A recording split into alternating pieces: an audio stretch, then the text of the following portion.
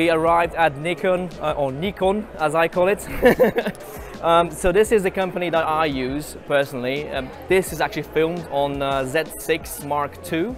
But we have some cool stuff for you. So this is a brand new Z50 Mark II, right?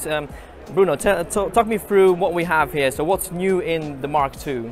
Yeah, so the really good thing about the Mark II is we've got the new flippy screen, which is really useful for creators. Tiny light. It's very much a creator focused camera. You know, it gets the headphone port, which is really cool.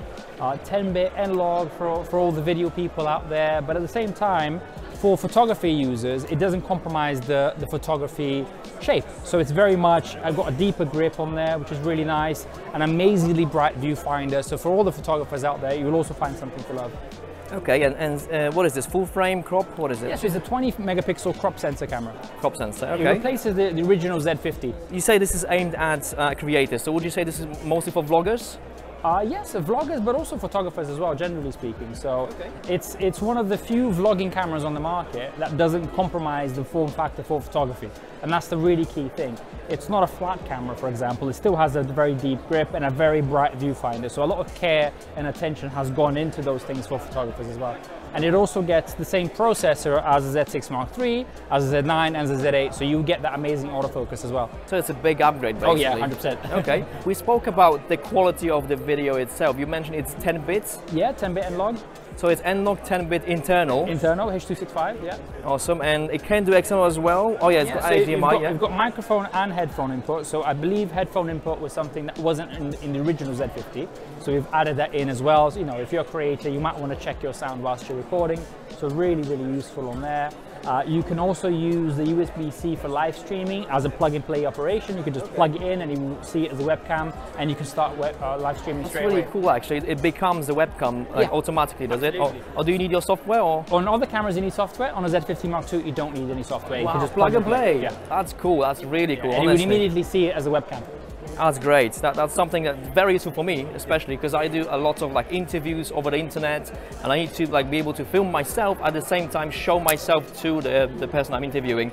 So this is really cool. And this is kind of an entry level, or is it a bit higher in between? It's the second from entry level, so it sits above the Z30, but below the ZFC, for example. So what's next? What's after that from the new stuff? I think you're holding that one. So we've got the Z6 Mark III, which is kind of our newest full-frame entrance. So it replaces the Z6 Mark II, which you're filming this on at the moment.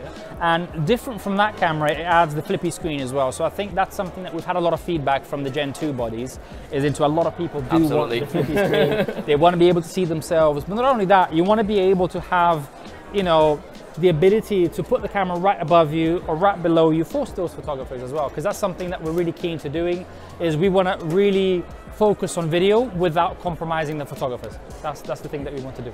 Okay, and these both have the same screen, do they?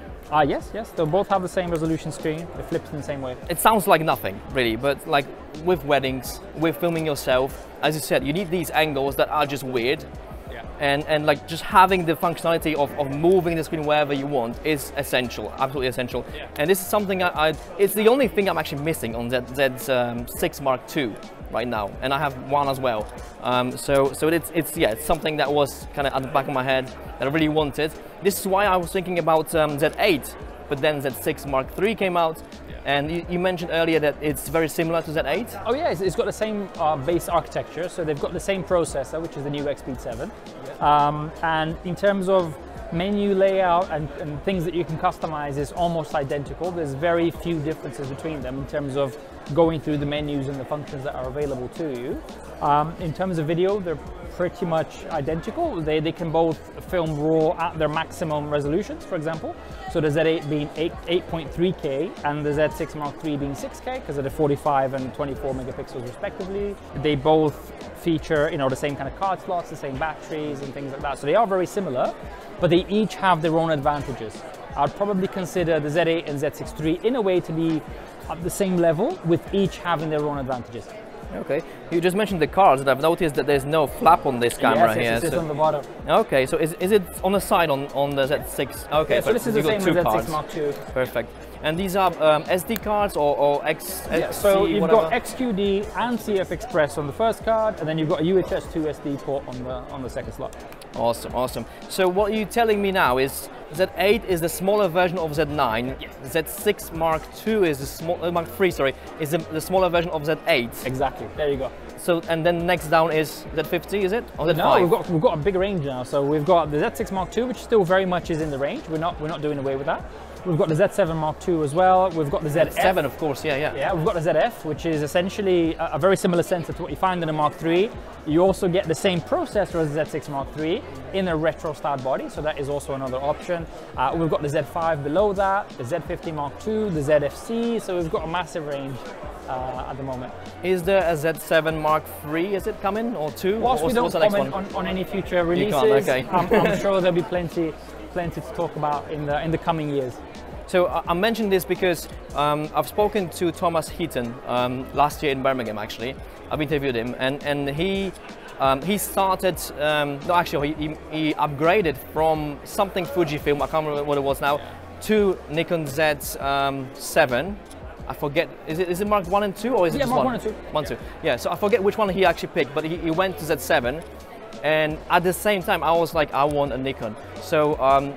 It was a bit too expensive for me, so I went with Z6, but then I figured Z7 has a massive sensor, so I don't actually need that much resolution for what I do, and that's why I went with that. So my next kind of hope is to be able to get Z8 or Z9, but you mentioned that Z6 Mark III is actually so close to Z8 that there may not be much point in getting that, right? It depends on what you want to do. So for example, I think they have their unique qualities. Yeah. So the base level of features is exactly the same, but as you start to exploring other features, that's where you start to see the differences. So for example, that's 24 megapixels, the Z8 is 45, yes. Right? But the other differences as well is the viewfinder of the Z6 III is actually brighter and sharper. It's a brand new viewfinder, which is really nice. So it's a benefit for the Z6 III. You also have a better in-body stabilization on the Z6 III as well, because it's accounting up to 8 stops, which with the Z8 is 5.5, I believe. So there is a bit of an improvement there as well. But on the Z8, because you've got the fully stacked sensor, you don't have a mechanical shutter, which means you can have the mechanical shield that comes down to protect your sensor against dust. So that's an advantage to the Z8. So depending on what your style of photography or video, there will be advantages to one or the other camera, you know. And obviously you do get more megapixels with the Z8, so you can crop more, and it does unlock 8K, for example, which that won't have. So. And I think you mentioned earlier, I don't know if it was on camera or not, but you mentioned the autofocus is the same on Z6 yeah, so they've Mark got exactly the same algorithms. So the same processor, same algorithms. The only current difference on the autofocus is to do with bird detection autofocus. Birds, so okay. on the Z8, you have a specific small bird detection mode that you can select individually, whereas on the Z6 III, that's kind of bolted together in the generic animal detection. So on the Z8, you can split birds from other animals, and on this one, it's just kind of one generic animal detection. But in terms of performance, they're extremely close. The last thing I wanted to ask is this monstrosity here. Yeah. So this is the top of the line Z9, right? Yeah. And it's, what does it have, the Sigma Classic, is it? So actually, I'll show you, there's a couple of things on it. So we've got a PL mount adapter, which is kind of a cinema standard of lenses. And we've got a Sigma T2.5 Classic cinema lens. And it goes to show the power of the Z mount. I mean, the Z mount is one of the largest mounts with the shortest flange distance between the mount and the sensor, which means whatever type of lens that you want to put on a Z9 or the Z8 or any of the other Nikon cameras, you can. And this is just there with the cinema rig. I've got a follow focus here, which is pretty standard as well, yeah. And a monitor. It's very interesting that you've got some like different parts of the market covered with different gear. Yeah, absolutely. So I suppose with Z9 you wouldn't really buy it for filming, you would probably buy Z8, right, for filming? Well, it depends. I mean, the Z9 has got a really, really good battery, for example, which will last you about 2 hours with filming. Whereas with Z8, you probably get about half that. So it depends on what type of filming that you want to do. Also, the Z9 is used a lot in kind of adventure filmmaking in the North Pole and places like that where it's really cold and really windy and rainy and things like that, where you want a tough camera that will last all day in terms of battery life. I mean, the Z9 is fantastic for that. Also, NASA is currently using the Z9 in the International Space Station. Absolutely. So for things when you want a tough camera, absolutely take the Z9. The Z8 is still very tough, but it does use a smaller battery. So if you are planning to record, you know, for several hours at a time, you'd probably be better off with the Z9. So you mentioned the battery is different on Z9. I've never actually seen one of these, so I'll pull it out. It's about 2.5 times more power compared to the standard batteries. So you can see it there. I'll put it next to each other so you can see. Right, so if I use currently about 30 of these for my 2 cameras, yeah, maybe 50. I need like half of them. Yeah, exactly. That's exactly. Cool. Well, you mentioned earlier that these cameras, the Z9s, are made for tough conditions. Yes.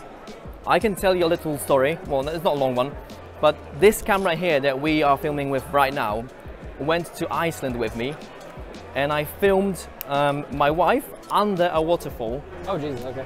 I was under the waterfall as well.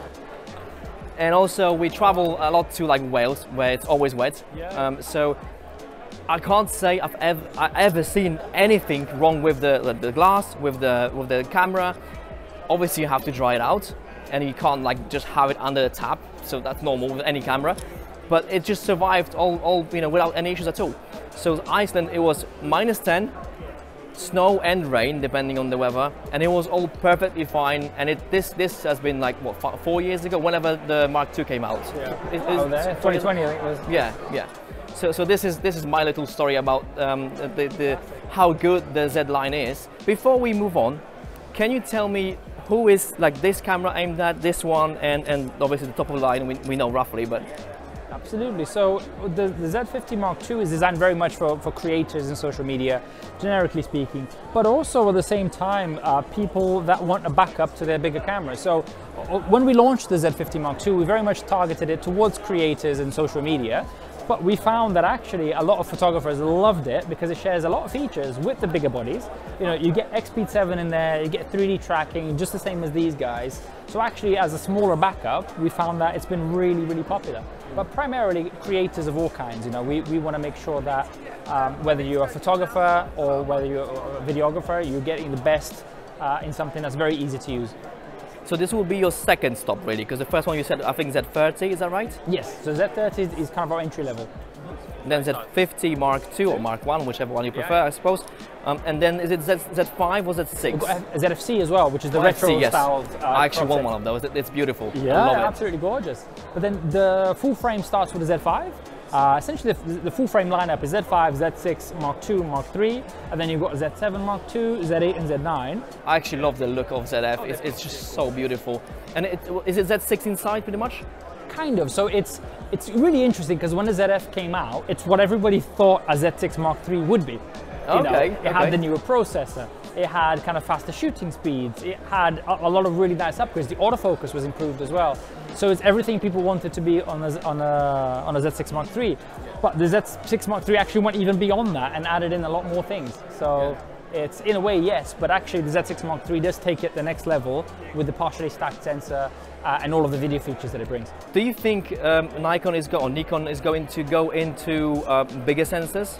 We don't like to rule anything out, but at the same time we can't comment on future products, but we'll see what happens in due time.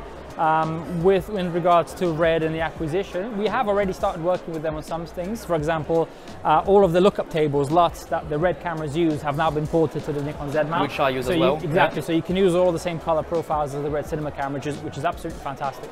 So is there, apart from the LUTs, is there anything actually out that uses the Red technology, or? I mean, it's still early days. It's still early days. I mean, it hasn't even been a full year since the announcement. So I'm sure there'll be more stuff in due time.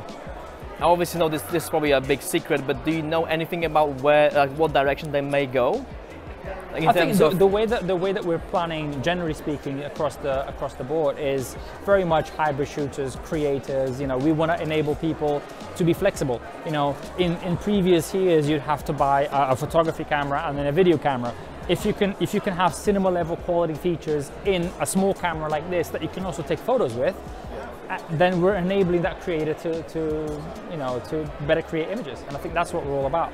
Very much focusing on video as well, because as a photography brand, we're very well known as a photography brand, but we're trying to get into video as much as possible. This is where Nikon's pedigree is in photography, and like with the Z lineup, you're trying to get into the filming market, and I think it's a very good step forward, and especially now with the acquisition of Red. Obviously, you can't tell me much, but I'm kind of hoping that this is going to arrive in Nikons, and maybe we can have Reds with some Nikon technology, because this is also a very interesting stuff. You know, a funny story was on the first visit of Nikon to Red, they already brought their engineers and they were talking. There's a really interesting interview of the ex-Red CEO talking about that and how they kind of got to work straight away.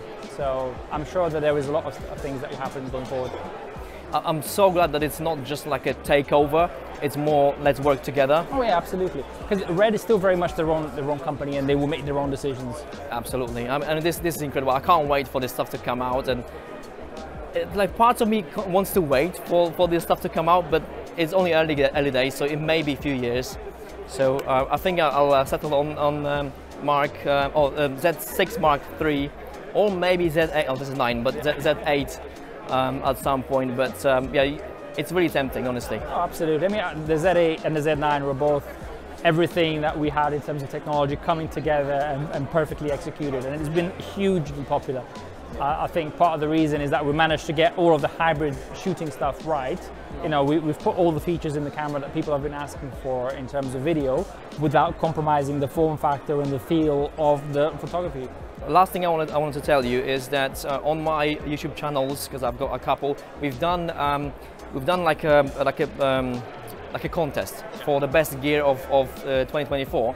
And Z8 won the best camera of the year. Fantastic. That's what so we want. yeah, just wanted to tell you. Like, absolutely. Well, hopefully this will win next time as well. I haven't had a chance to test it. Maybe that's why, yeah, to be honest. But and it was just out when we announced it, so it wasn't really enough time to test anyway. But yeah, Z8 is incredible, and I'm hoping to play with this a bit more. Absolutely. Yeah. Well, we've got a few here. Yeah. Welcome you. I'll take one home. Then put your running shoes on. Absolutely. Well, thank you very much. Yeah, it was a pleasure. Pleasure. Thanks a lot.